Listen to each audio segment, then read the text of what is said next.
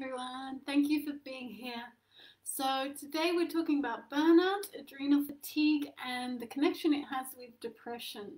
So I've had two burnouts in my life, and both times it was chronic, and both times I went into depression because you're just so exhausted all the time, and you try and shut yourself off from emotional stresses and mental stresses, which eventually, if it's chronic and you're shutting yourself off or trying to close down, you're going to go into a depression.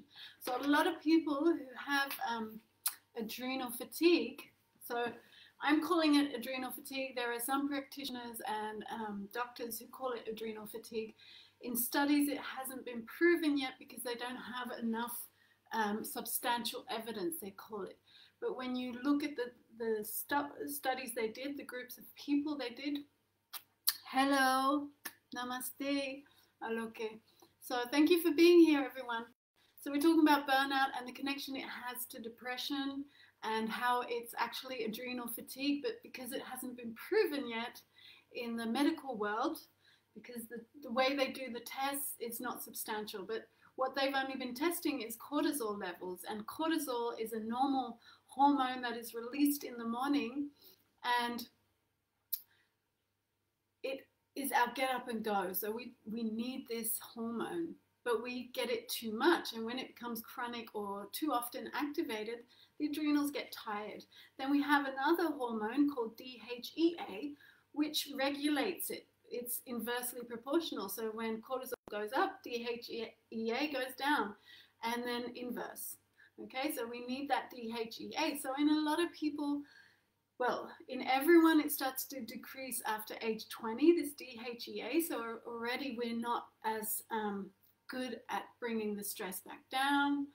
And then when we get to 40, it's really diminished. In women, it's the ovaries and the adrenals that produce it. And then because we go into menopause or perimenopause, the ovaries stop to produce it. So we have this big drop. And then when we have adrenal fatigue, or our adrenals are constantly stimulated because of psychological, physical, emotional stresses, then our adrenals can't cope, and we just stay in this high anxiety mode for a long time. Once that continues, you cannot stay anxious constantly. So what the body does is just shut down. The mind shuts down, the energy shuts down, the psyche shuts down, and that's why we go into a depression. So I've had many students, very young people even, women especially, under the age of 30, even 25, who've already had two burnouts and falsely diagnosed each time with depression because the symptoms are the same. We feel depressed, and then we're told it's in our head, and that's the only way a lot of conventional doctors know how to work, is give you some drugs because I don't know what else to do with you. So I'm going to talk about the symptoms of burnout because it really helps to understand these. And burnout is not just for people who are overachievers and who have CEO jobs. This can be anyone who just feels overwhelmed by all the triggers and stimuluses. Maybe you've never learned how to have boundaries, so then your family, home, and your relationships are already stressful enough, and that can bring your stress levels so high that you just feel unable to cope. So it's your level of ability to cope with the demands of your life. And when they feel overwhelming, you're in a state of stress. So this triggers the cortisol, and when cortisol, so your adrenals, this is an important thing I should be mentioning, is your adrenals, they are just on top of your kidneys, and if we look at our chakras, they're connected to that fiery center, the center of self, me, ego, needs, what I want, and it's also about boundaries. So when we don't have those boundaries, it's easy for us to be knocked off center, and then we don't know how to cope because we don't know how to claim what's right for us. So knowing what you need, honoring what you need, asking for what you need really helps your adrenals. So the adrenals, when they are healthy or when they are supported, when you give them the right nutrients, enough rest, and all the other systems are affected by them, your circadian system, so the sleep and rising, what I said before, and when they are affected, your adrenals affect the whole endocrine system. So your metabolism in your thyroid, your digestive system, the pancreas, your insulin levels rise or fall because of it, so you might feel hyperglycemic. What else? It affects your sleep cycles, the melatonin and cortisol work together, so when there's too much cortisol, you can't sleep, and you might have a rise of energy all of a sudden in the evening, because what happens is it's all just dysregulated. Okay, so then we don't have energy in those moments we actually need them, like in the morning. We get them in the afternoon or later in the evening. So burnout is highest among women, and it's highest among healthcare professions, but also now teachers, single parents, who else? Bankers, managers, traders, entrepreneurs. These all suffer from extreme burnouts. Studies have shown that women are 20 to 60 times more likely to suffer from burnout than men. And when women, they suffer from this, they feel it's emotional exhaustion, whereas men feel it's depersonalization. So they don't know who they are. They don't feel that they have this sense of ego, the fire element. And one thing that's really important to remember is if you've experienced trauma, and most of us have, so whether it's big trauma, small trauma, so, or just a chronic trauma of life, yeah, we are more likely to experience burnout. Why? Because we're less resilient to stress, or we don't know how to cope with stress or deal with stress. So it's really important to find out what things stress you and how you can mitigate them or avoid them or minimize them. So in all your areas of your life, whether that's personal, work, family, or physical. Okay, so what things further impact your burnout is perfectionism, trying to get things perfect all the time. Just progress, always think progress, not perfection. Do what you can and then leave it. Get to that point where it's good enough. Workload, work hours, increased responsibilities and tasks, lack of autonomy or control, so you feel someone else is in control of your life or your work, your situation, financial stress, career stage, loss of meaning and joy in your work, having children at home, work-life integration, decreased support, real or perceived lack of fairness, gender bias, discrimination, and sexual harassment. So both of these are an organizational, so if it's dependent on where you work, or a personal problem. So when you realize this, there is no one size fits all. So what's really important is to personalize this for you, understand what are the stresses. So knowing that this is a physiological process. So the reason I'm really pointing to this is adrenal fatigue, because when people say burnout, it kind of leaves you clueless as to what to do. Okay, when you know this is adrenal fatigue, you can look up the adrenals on the internet in your books and go, okay, what do they need? So they need lots of protein, they need rest, you need lots of sleep. Okay, so you can bolster yourself and ensure that you get everything what you need. Okay, other things that contribute, so physical things that contribute to burnout or adrenal fatigue. Autoimmune conditions, so this is something you feel you can't do anything, but they exacerbate each other. Okay, viruses and bacterial infections. So if we're going to functional medicine or where we look at the whole system, Ayurveda, first you want to see if there are viruses and infections in the body, inflammation in the body, because these will exacerbate your autoimmune conditions and that will exacerbate your adrenal fatigue.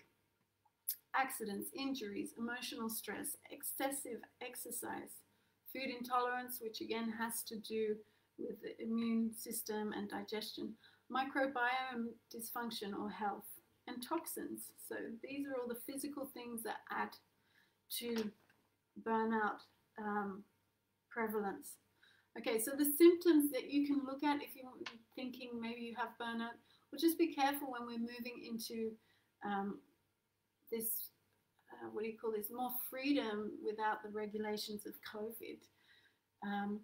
look out for these symptoms in the coming months, because I think we are all going to get overwhelmed. We've been so isolated for so long that when we go out into the world and can have this social life, you're probably going to notice that everything just feels overwhelming because we've pulled back so much, and we slowly got used to being so stimulated. And now you're going to notice how it is to be less or stimulated to that full extent after a period of retreat. Okay, so the symptoms are slow in the morning, fatigue in the afternoon, and then you get a second wind in the evening. Fatigue and disturbed sleep, so even though you're exhausted, you can't fall asleep, and when you do, you wake up multiple times during the night, sometimes not being able to get back to sleep in the morning till the morning. Moodiness, brain fog, afternoon headaches, chronic inflammation, low immunity to any kinds of infections, digestive issues, depression and anxiety. So you get these obviously because you're constantly on high. You're going to get anxiety, and then that's what I said before, you get that depression. You crave salty and sugary foods. Why? Because you want to get those energy levels back up. You feel dizzy and you have these blood sugar issues, so when you get up quickly you get dizzy. Weight loss or weight gain, so it could be either, just depends how it's affecting your thyroid and the whole metabolism. Low libido, so no interest in sex. Dark around the eyes, so this is a really clear one. If you've got chronic adrenal fatigue, the eyes will be like a dark reddy brown, so this is a good one to have a look at, especially around the eyes. And the skin color starts to change as well a little. Hair loss, thinning of the hair, and brittle nails, so the nails break easily. Okay, so these are all things you can look at. Now, this DHEA hormone that I was talking about, what it does is it doesn't just lower the cortisol, but it also improves your resistance to stress and stress recovery. It increases your libido. It increases immunity, sleep, and energy and mood. So you can see already that this higher cortisol and lower DHEA could just be the cause of all this. So maybe there is the option to order DHEA hormones. So it's just hormone replacement therapy. But do consult your doctor, especially if you're on other medications. Don't just get it for yourself. First find out if that might be the case. And usually doctors don't check this hormone. They will check cortisol, but that's not enough of an indicator. You really need to push, and that's why I say go to a functional medicine doctor, because they work so different. They look at everything and they do really dig deep exams, tests. So how do you come out of burnout? Get tests done at one of these functional doctors, or at least your doctor, get them to really dig deep. Minimize stress. So stress at work, in your family, at home, personal, and just look at everything that causes stress in your life and give it a 1 to 10. Figure out how high the stress is in all of those areas, and then get deeper and understand what exactly is it that stresses you out in those situations. And then create a schedule that you can avoid those people, or at least find some more rest and space in those places so that you are less stressed, okay? And you can meditate, so just meditating 10 minutes a day is enough. Yeah, if you do it in the morning and maybe 4 o'clock in the afternoon, or whenever you get one of these headaches, lying down and just focusing on the breath, or feeling the breath going in and out. Samavriti again, so that breathing in for 5, breathing out for 5. This will regulate the nervous system and bring you back into the parasympathetic, which will kind of relieve the cortisol levels, okay, and definitely decrease any adrenaline. You want to decrease inflammation. So inflammation is when our body is too acidic, okay? If you're looking at food, when we are stressed too much by stimulus, which is also like acid, it's fire, too much fire. So the foods you can take are curcuma or any bitter foods, rucola leaves, green leafy vegetables. This is all really good for inflammation. So really you want to think about your diet and look at your diet and have your plate, whatever it is you're eating, half of your plate should be vegetables. The other half should be divided between fats, grains, and proteins. Okay, so really you want to get a lot more fiber, but natural fiber. Don't add that fiber that you buy in a pot. You just want to eat vegetables. Okay, so fruits are good, but again, if you're taking too many sour and sweet fruits, they turn acidic in the body. So they have a heating effect, so they just increase inflammation again. So you want to think about foods like, again, raspberries, astringent food, pomegranates, any berries, even strawberries, but they have a little bit more inflammation. But blackberries, brambles, mulberries, these are all anti-inflammatories. And just avoid sweet, salty, and sour foods because they increase that acidity. Eat rich, protein-rich foods. So your adrenals need the proteins to create these hormones. They are the building blocks of those hormones. Okay? So protein is good for healthy endocrine functioning, relieving anxiety, insomnia, and mental fatigue. Something I wanted to say before, what was it? Can't remember, something with anxiety. I'll find out. Okay, so healthy fats. You want to think about avocados, olive oil, coconut oil, ghee. These are all really healthy fats, and you can be really generous with your fats on your food. If you're going to move away from gluten, even if you don't have a gluten intolerance, they've noticed that with inflammation in the brain, inflammation, not information, gluten seems to exacerbate anxiety and inflammation and depression.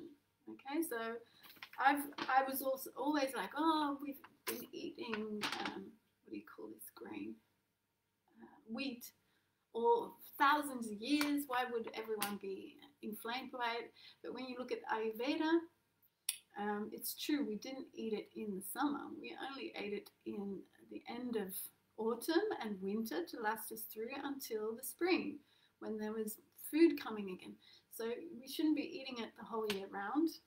And I stopped eating it for a couple of months, weeks, and then I did months now. And I notice a difference in the clarity in my brain. I'm not exhausted when I wake up. I actually have so much energy. I don't know what to do with myself. It's even making me a little anxious. So you can replace your grains with lots more oils. So you can be really generous with your oils. Okay, and supplements and herbs. So zinc, vitamin D, vitamin C, chamomile, ashwagandha, rhodiola, and licorice. These are all good, and ginseng, Siberian ginseng. These are all good for your adrenals, to strengthen them, and they bolster you against stress, so they make you more resilient. Okay, so if you couldn't keep up with all of that and you don't want to go through this again, I've written the blog pretty much the same as this, a little bit more in detail, and I also have tips and tools there, a little bit more than here. Okay, so that's today's thing. Thank you for being here. Much love to you all. See you next week. Please leave messages. I want to know what you're thinking and what you want to learn and hear about and talk about. Okay, that's what I'm here for. So please start opening up. Thank you. Bye.